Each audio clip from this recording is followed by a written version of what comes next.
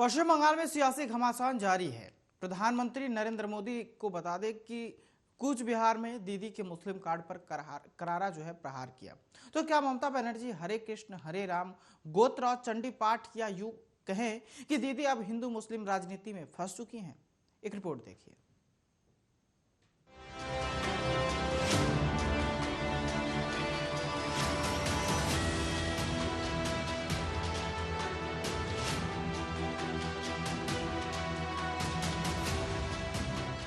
कल पश्चिम बंगाल में सियासी पारा सिर चढ़कर बोला।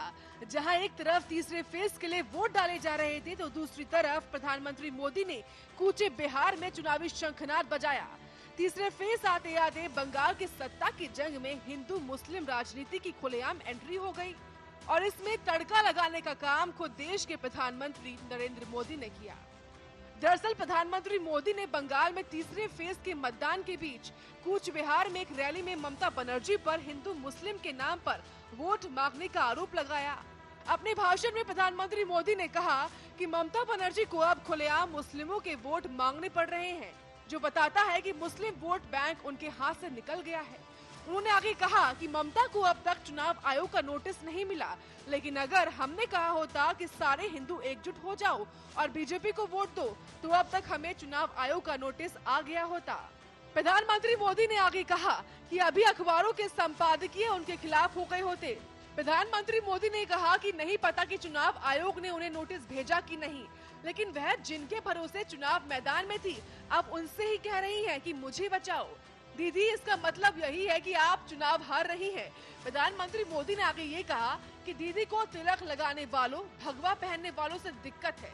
दीदी इस चुनाव में सेल्फ गोल कर चुकी हैं और उनके गुस्से को देखकर लगता है कि वो चुनाव हार गई हैं।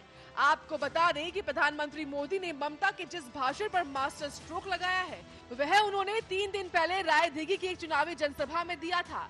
दरअसल ममता ने यहाँ मुसलमानों को बीजेपी का खौफ दिखाते हुए ओवैसी और अब्बास सिद्दीकी के झांसे में न आकर टीएमसी के पक्ष में एकजुट होकर वोट देने की अपील की थी।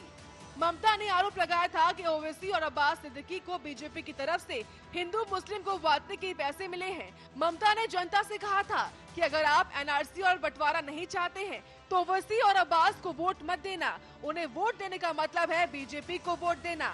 ममता के इस बयान पर मास्टर स्ट्रोक खेलते हुए प्रधानमंत्री मोदी ने एक तरफ मुस्लिमों को एकजुट करने पर ममता बनर्जी पर हमला बोला तो दूसरी ओर ये कह दिया कि अगर हिंदुओं को एकजुट करने की अपील करते तो चुनाव आयोग का नोटिस आ जाता।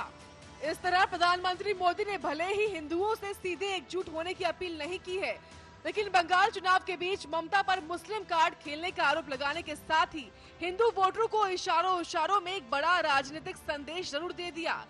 आपको बता दें कि बंगाल में 3 फेज के लिए मतदान हो चुके हैं, अभी भी 5 फेज बाकी हैं। अब 10 अप्रैल को बंगाल की जनता चौथे फेज के लिए वोट डालेगी और इसका नतीजा क्या होगा वो 2 मई को ही मालूम चलेगा। Special desk, Arya news.